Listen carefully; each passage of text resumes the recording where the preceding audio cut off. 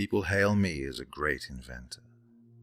The virtual reality machine my company developed is at the forefront of entertainment technology.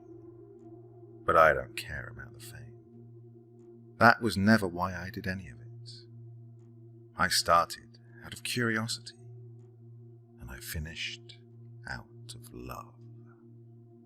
My machine was only a half-completed prototype on the day a truck collided with the car my wife was driving. My wife was already dead when the paramedics arrived. My daughter, riding in the back seat, was left in a coma. Emma was only 5 years old. The doctors told me she might never wake up. Her brain was damaged, but there was just enough left. Enough for me to do a scan. Enough for me to capture her in code. When she was 6.5, the machine was finished. I put on the helmet, lay back, and closed my eyes. I opened them again to find myself standing in an empty field of grass. The air felt like a cool summer's day, and the sky was a perfect, deep blue. And there was my daughter, standing right in front of me, looking just as healthy as she had before the accident. Emma wore her favorite pink dress, and her long, dark hair was in a neat ponytail. She gazed up at the sky, unaware of my presence. "Emma," I said. She turned at the sound of my voice, and her face broke into a smile. With a squeal, she ran into my arms. After I exited the machine, I made the decision. Emma's body was taken off of life support the next day. I moved the prototype machine into Emma's old real-world bedroom in my house, so I could have her close by. I gave Emma the finest life she could ever want. I created a world for her with a beautiful house, a vast garden, and an endless array of entertainment. I uploaded books, movies, and songs for her to use. I even coded several friends for her so that she wouldn't be lonely. My company grew rapidly after we released the machine to the public. I had to oversee the construction of public access stations and sales to those who wanted a personal device. All of it consumed my time, but nothing was going to keep me away from Emma for too long. Emma grew just like any living child. Part of me wanted to keep her young forever, but I decided that wouldn't be fair to her. By the time she turned 8, she was smart and curious, questioning everything. Why is the sky blue? How do trees grow? She asked me. I started bringing her more books about science, which she quickly devoured. One day, after I'd finished watching a movie with her, Emma asked me a question that startled me. Daddy, what's it like in the other place? What do you mean? I said. The other place, where you go when you're not here. I tried to find the right words to tell her. Well, it's hard to say, I said. It's a big world with lots of... Is it where you go to do fun grown-up things? With your own house and playground and friends? Sometimes, I said. But it's not always a happy place. I like being here a lot more than I do out there. Emma smiled. When I woke myself up and took off my helmet, there were tears in my eyes. She didn't ask me about the real world for many more years. Emma was entering her teenage years. The playground and toys were long forgotten. She had developed an interest in hiking, and I expanded her world to contain forested trails with clear, picturesque views. She slowly became quieter and less open with less affectionate. It was to be expected, of course, but it pained me all the same. At the start of one visit, I found her sitting in her living room, staring out of the window. The roses in her garden were in full bloom, swaying in a light breeze. "Emma, are you all right?" I said. She didn't answer me. I went to the table and sat down in the chair next to her. "What's wrong?" I asked. She shrugged. Sometimes the world feels a little too small. "Do you want something new to wander around in? Just say the word. If you want, I can make it a surprise." No, not that, Dad. said Emma. I want to go back. I want to visit the other world. I leaned back, startled. "Why?" I said. I remember it. Just a little. I remember being in another house with you and Mom. I remember a bright, noisy world with lots of people and buildings. She looked at me with wide, pleading eyes. I want to see it all again, Dad. Can you take me there? "Oh, Emma, I wish I could. You don't know how much I do. But it's not that simple." Please. Isn't there something you can do? She asked. In the back of my mind, I'd known my daughter might someday make that request of me. Despite my uncertainty, ideas were brewing in my head. "There might just be a way," I said. "It'll take time, but I think I can do it." Really? She said. Dad, thank you so much. Smiling, I wrapped an arm around her. "You know, I'd do anything for you." So, I constructed a small earpiece with a camera, a speaker, and a microphone. If I couldn't take her on a walk with me, I could give her the next best thing. Unlike later versions, my old prototype wasn't designed for network connection. It was difficult to modify, but where there's a will, there's a way. Emma was ecstatic when I brought her a laptop. I showed her how to talk to me and access the camera, then exited virtual reality. I spent the day roaming around the city like a tourist would, visiting everything I thought she would like.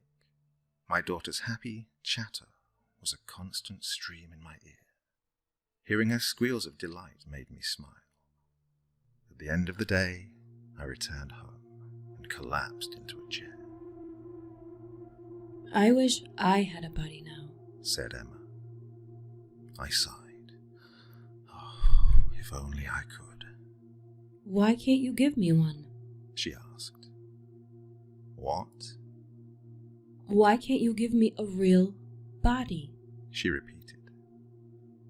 Emma, I said slowly, I can't do that. Why not? She repeated. Every person only gets one body. Yours was lost a long time ago. I'm sorry, Emma. That's the one thing I can't do.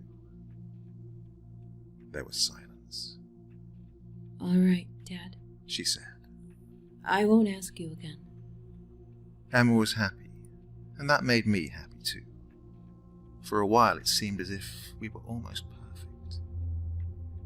Several months later, my company began receiving an array of strange customer complaints. People claimed they were experiencing headaches and temporary amnesia after leaving virtual reality. Reports came in from multiple locations all around the city.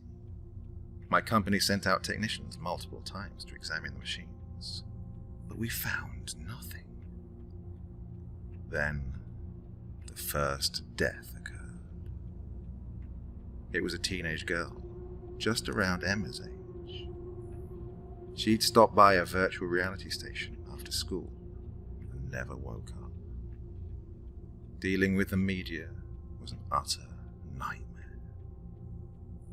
Then it happened to a second girl, and a third.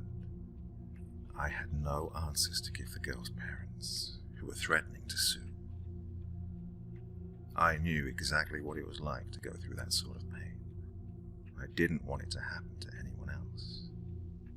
I spent day after day sitting at my computer, poring over my code.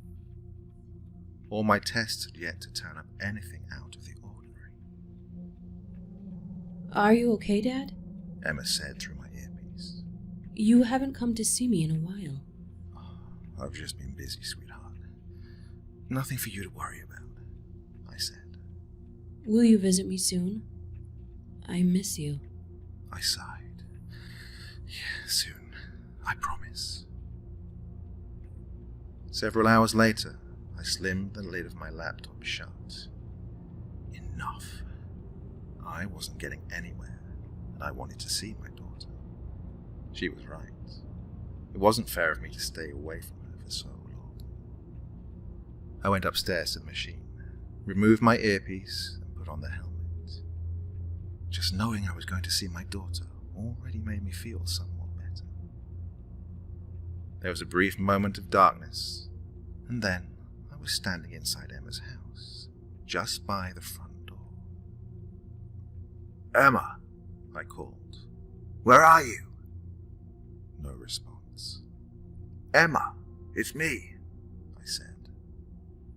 I took a few steps forward and peered into her living room. She wasn't there. Her laptop was on the center table, plugged into the wall. It was still open. Maybe Emma had just stepped away. Then I noticed a small scrap of paper by the laptop with the word Dad written on it. I hurried to the table and picked up the paper. There was a short note written on the other side. "I have a surprise for you. Wait for me outside. Love, Emma." A surprise? What kind of surprise? Then I looked down. Emma's laptop showed a file filled with lines of code. I recognized it instantly. It was the code I had written to program Emma's world. With a growing sense of horror, I knelt down and scrolled through the file. I began to pick out changes I didn't recognize here and there. Quickly, I opened up the revision history. Most of the new code seemed to be about building something Emma had labeled a gateway. The only other change she'd made was adding a small closet to her kitchen. God, how did she even learn to access the code? In a trance, I stood up and walked to the kitchen. Right next to the stove was a new door, looking just as ordinary as all the other doors in the house. I gripped the knob, feeling the cold metal in my fingers. Slowly, I opened the door.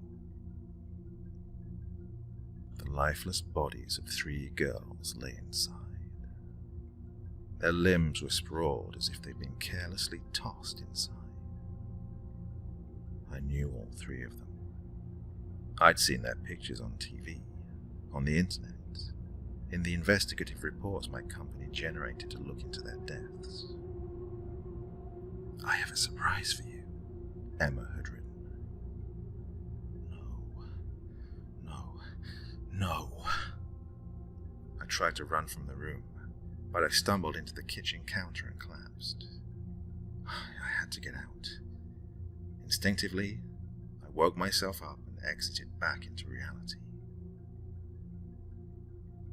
As soon as I opened my eyes, I yanked the helmet from my head and threw it across the room. It bounced off the wall and crashed to the floor. Downstairs, I heard the doorbell ring. I stood at my door, hesitant. The doorbell rang a second time. Dad? Did you get my message? A girl's voice called. The earpiece. She must have realized how useful a network could be. She was a smart girl, a real clever one. How much of Emma was truly her? How much of her wants and preferences and desires were only lines of code, my own desperate wishes? How much of this was my fault? With shaking hands, I reached forward and opened the door. I didn't recognize the girl standing there, but she recognized me. Her face and eyes lit up in a bright smile. Dad, She said, I found a body. Can you believe it? There were so many people who didn't want them. Before I could move, she stepped forward and hugged me tightly.